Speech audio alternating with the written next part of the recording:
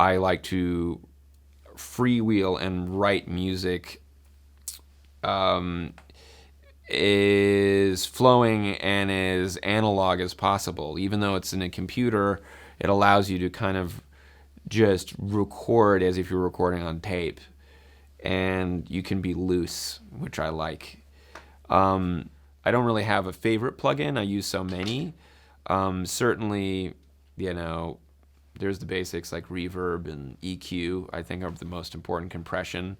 Anything that just you can do to slightly tweak the sound of instrument to get it to how you like. For the Fast Five theme, that's one of the few themes I've actually written first on the drums to get the rhythm, to get something that was almost like a calypso kind of thing going. It's like a very cut time type of rhythm.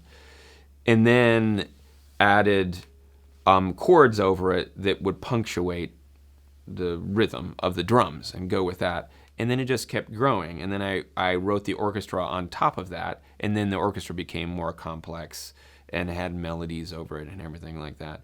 I think when writing for orchestra, the thing to remember is that you do not want to be limited by the constraints of your sample computer.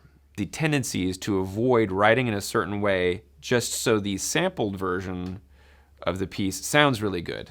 The problem with that is you're not taking advantage of some of the amazing things that orchestra can do, like very fast violin melody lines, or things like that, or certain kinds of brass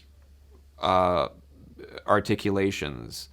And you don't want to avoid those because that's what makes orchestra sound so great. So I always will forego making a mock-up of the orchestra in the sample form sound good.